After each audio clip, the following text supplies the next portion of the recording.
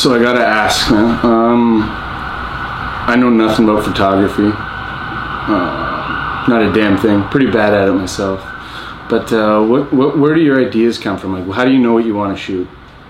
Usually someone comes up to me with like a question or like they have an idea in their head. But when I'm shooting just for like myself, Yeah. like pure enjoyment, Yeah. I have an idea before I even leave the house. How so? I kind of just like I have a different style. Yeah. So in my mind, I'll kind of think like, do I want to capture a subject today that is just like an object, Yeah. or like do I want to go see if I can find a specific type of person to portray a specific emotion, Yeah. or a feeling or something that I might be having. I want to portray in that image. Fair.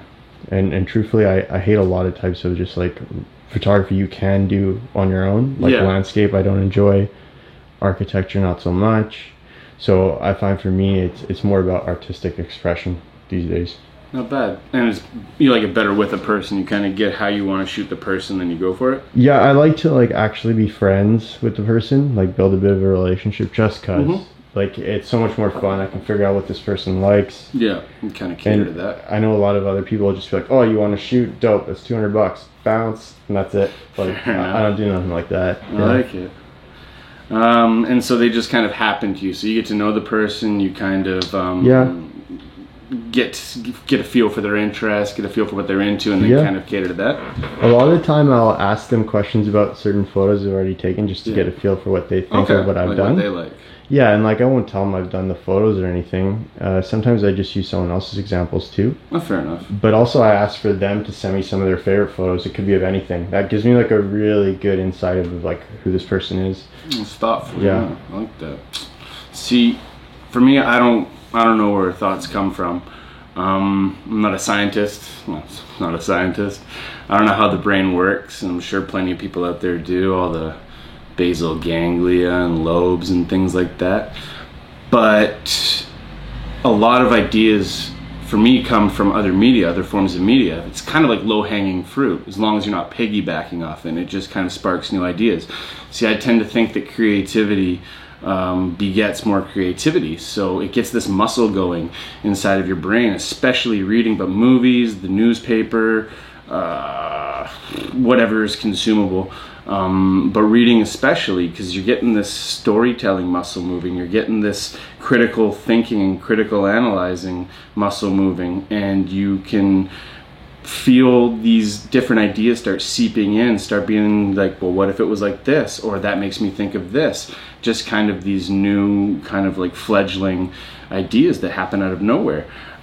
Living life, just being there, being present in your own life is another way to bring ideas up.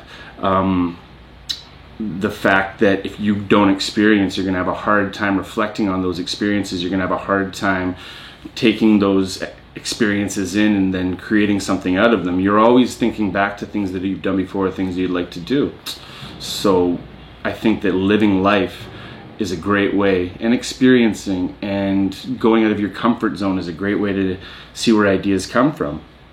I personally don't need to go white water rafting or bungee jumping to have ideas. I like walking around at night and just letting them kind of sit and coalesce. I let all my senses kind of be triggered, kind of be prodded, but I don't really let anything in. It's almost this meditative state that occurs where it's just all these stimuli are going off, all your senses, your ears, your feet, your eyes are all activated, but none of them really feel. You're just letting these wraiths in the attic kind of make themselves apparent.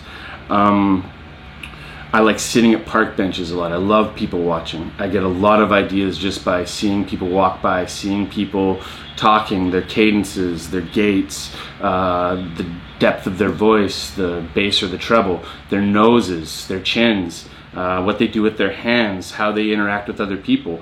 I get a lot of ideas based on these too, because I'm like an old Cuban man in Havana just watching people go by, It's one of those things where you just start looking and you start appreciating different aspects of people that aren't you. So where you have experiences on one hand, you also have a complete opposite where you're watching other people. A nice nice challenge, or a nice kind of way to test out some ideas, if you're someone who feels that you don't have ideas, is to write down every single thing that comes into your head in the course of a day, whether that is about you, about someone else, about a leaf blowing in the wind, about whatever random thing that kind of passes through. It'll do two things. One, it will let you know where your mind is at. If you bathe yourself in nostalgia or dwell on the past, if you're thinking about school and the career and then getting a family, if you're thinking about something desirous, a fantasy, something that could never happen, if you're rich and famous or everything went right in your life, if you're thinking about regrets and what could have beens, you know, these what haves. You have to be diligent though. You have to be aware that these ideas are hitting you. You have to be aware that because you feel like you have no ideas, that that's not true. They're always trying to get in. You just have to be appreciative. They're not already complete. Sometimes a big megaton idea will hit you, like, kabang, and it's just like, whoa, this is it. This is what I've been waiting for. This is the billion-dollar idea or whatever. But still, those need to be nurtured. You can't just survive on an idea. Even these grand scale ideas could take days or weeks or months to flesh out and find the best parts in them and the aspects to make them something glorious. An idea is just the genesis of a genesis. It's the half chub of creation, really, and it's not perfect, but you can make it better. A lot of ideas that I've had are during the writing of other stories. When you're in that mode, it's like that reading muscle we were talking about. It's like that training that you're doing, and then it's synapse firing in every direction. While I'm writing a novel, I tend to think of 4, 5, 6 different kinds of ideas for short stories. I tend to get other large novels. I tend to get all these offshoots and these tiny little half ideas, and you got to make sure to write them down. You got to make sure to save them for later. More than anything, you're going to have ideas. You're probably having ideas right now. They're probably firing like crazy, but you have to be ready. You have to be ready to embrace them and let the idea turn into a story, turn into a product, turn into whatever it is. You have to be there with a pen and a pad, maybe your cell phone, maybe a voice recorder. I personally hate my voice. I despise it. So when we watch the videos, it's not fun.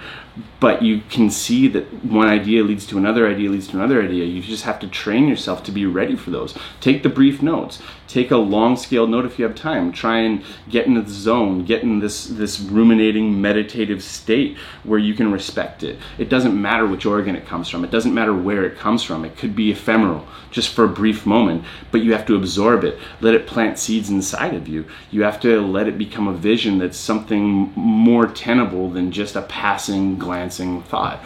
Otherwise, you are going to have no ideas. And ideas are a bastard. You could be thinking of something.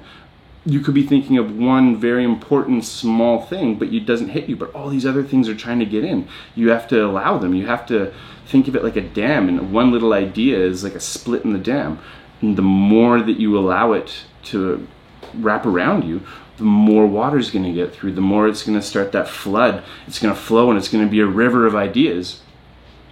You'll find that you'll quickly go from not having any ideas and feeling kind of silly and stupid to having too many ideas, and your worry will be displaced from I got no ideas to I don't think I'm going to live long enough to write this. I'm going to have to harvest some bodies for surrogates to take over me after I'm dead so my work can finally be completed.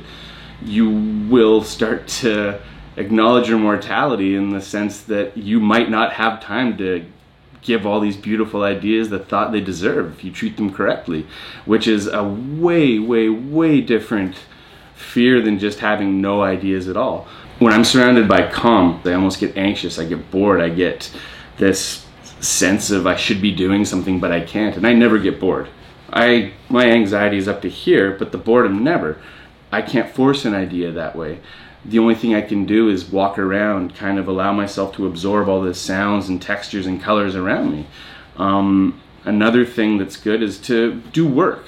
Go to work, but allow that motor to keep running. Allow it to more than idle. Let it bark in the corner and let it kind of be like, oh, this is an idea, and then be ready for it. Just that would be the main thing, is it doesn't matter where the ideas come. Just be ready to accept them, be ready to write them down and document them. Otherwise, it's going to be a waste, and there's nothing worse than that. sitting here, like I said, you might be zoning out of my voice and you might be getting ideas, and they come now, or now, or now, or now, or now, and they just happen. It might seem stupid.